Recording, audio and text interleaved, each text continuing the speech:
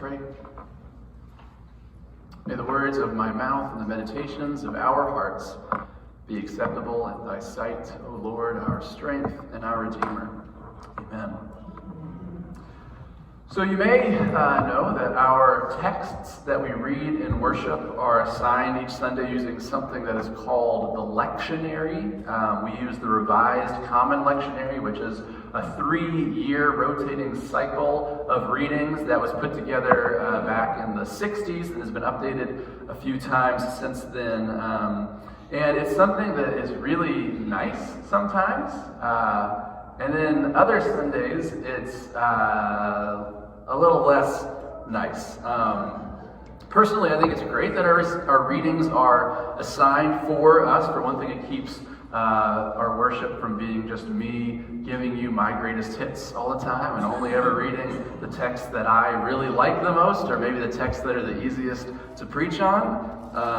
It also means that we're focused on the same Bible texts that most other mainline Christians are. And so if you talk to your Methodist friend or Presbyterian friend tomorrow, they'd have heard the same texts as us today. It also means that there's an intentionality about the arrangement of what we're reading, and that our readings all line up with each other, right? We have 3 different readings today, but they all have they resonate together some, and the different texts tend to flow week to week, and they intersect our liturgical calendar in particular ways. And all of this is good, but sometimes the lectionary really lets us down.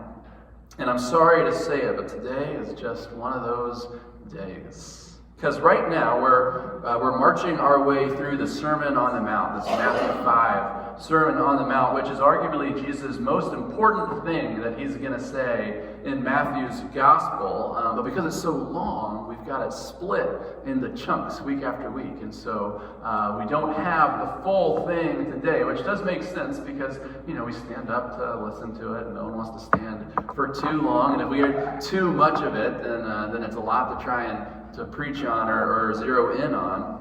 And certainly just the chunk that we get today has a lot in it, and a lot of good things, and a lot of things for us to talk about. And yet, this lectionary has only given us this middle chunk of Jesus' sermon, the Sermon on the Mount, which is one coherent sermon that Jesus is giving, not just little fragments, but one long thing. And so we only get this middle bit. It becomes hard to understand exactly what it's talking about because we've lost the context of it. We've lost what comes before it or after it. And so to fully understand Jesus' meaning, we need to hold what we heard today, hold it up with the rest of the sermon. You can't just pull out this middle bit. This is all one sermon that Jesus is giving, and we need to treat it as such. Because remember, last week, you maybe remember, we ended last week's reading with verses that come right before this, where Jesus says, "Do not think that I have come to abolish the law or the prophets. I have come not to abolish, but to fulfill. For truly, I tell you, until heaven and earth pass away, not one letter, not one stroke of a letter will pass from the law until all is accomplished. For I tell you, unless your righteousness exceeds that of the scribes and Pharisees, you will never enter the kingdom of heaven."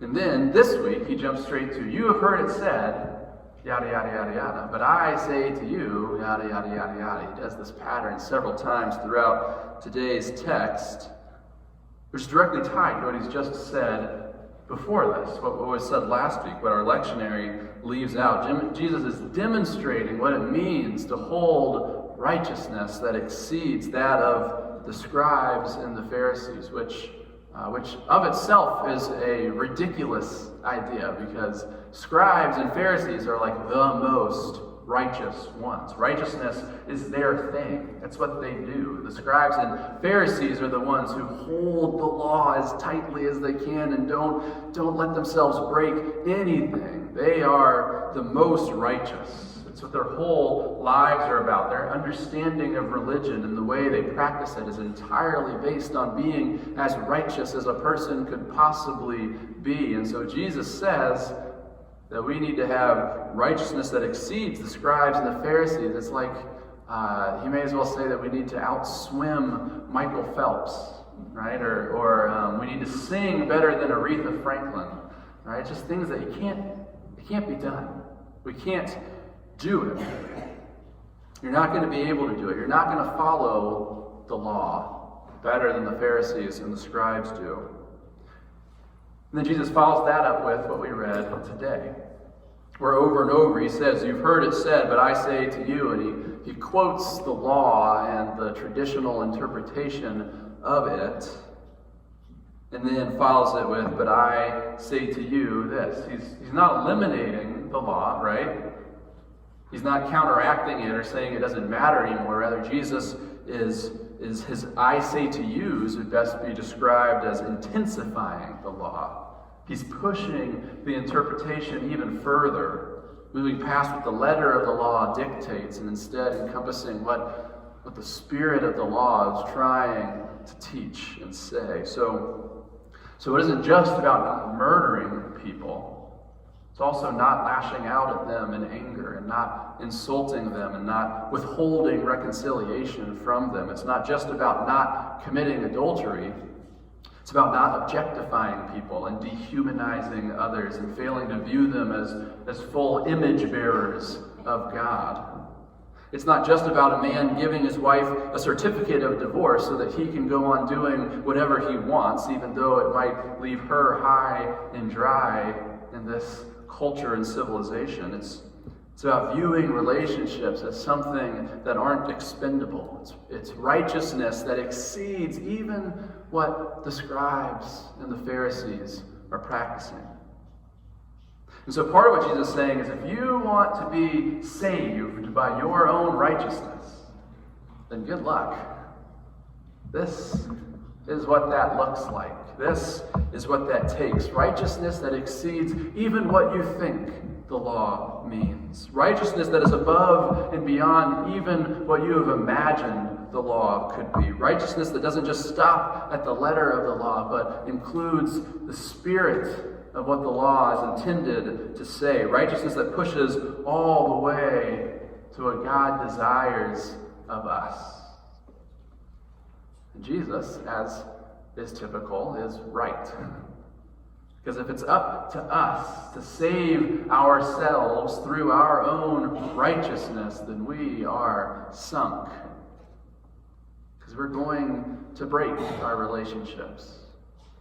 We're going to get angry with one another and say things that are mean and hurtful, or think things that are mean and hurtful. We're going to close ourselves off to reconciliation with others and not allow the possibility of forgiveness and restoration. We're going to fail to value the full humanity of other people. We're going to objectify people. We're going to experience relationships ending, which is brokenness, even when those relationships ending is really what's best for everyone. And despite knowing the rules and having Jesus spell it out for us here, what we should do, what we shouldn't do, we're going to do it anyway.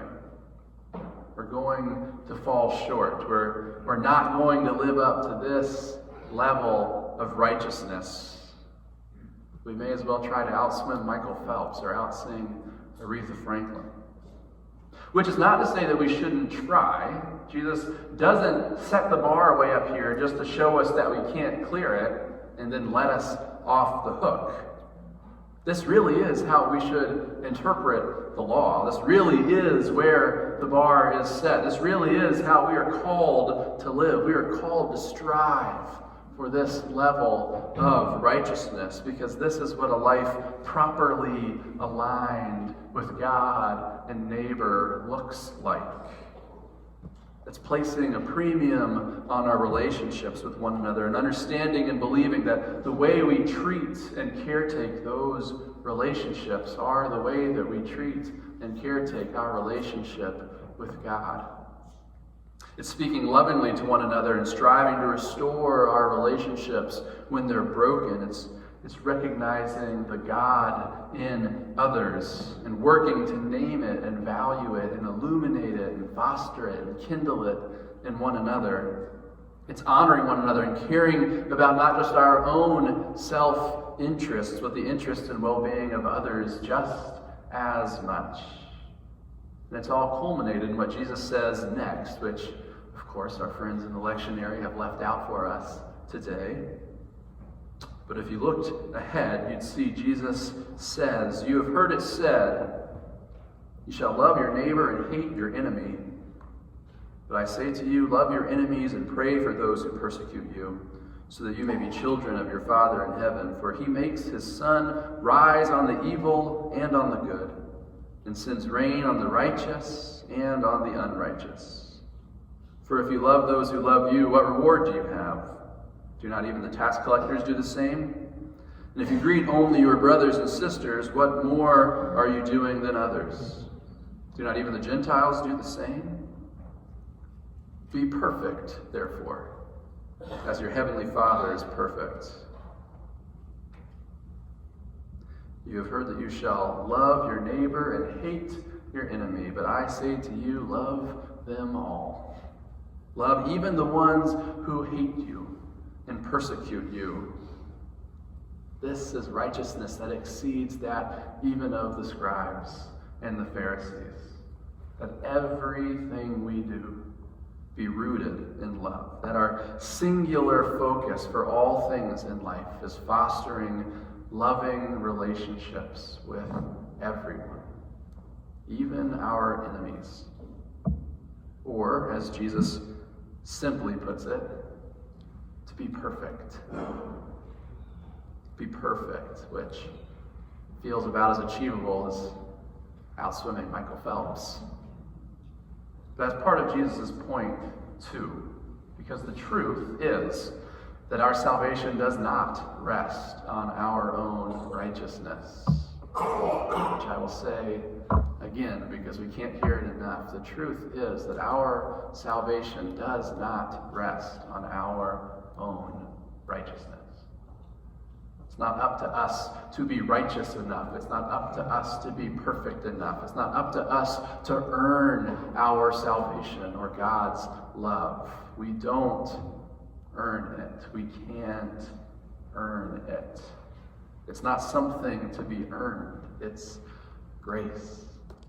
It's free. It's given. And when we work for it, and we try to deserve it based on our righteousness, then we're doing it all backwards. Because our righteousness, our proper living, our love for our neighbor isn't the deciding factor in God's love for us or our salvation in God. We aren't the deciding factor. God is.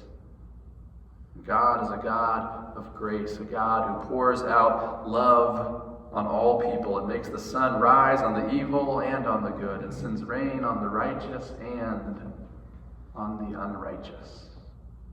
And furthermore, when we love our neighbor in an effort to earn God's love, and we really aren't even doing the loving our neighbor right. Because we're not loving our neighbor, we're loving ourselves and using the love that we're extending to neighbor as a way to try to benefit ourselves and earn something that cannot be earned. And that is not our call.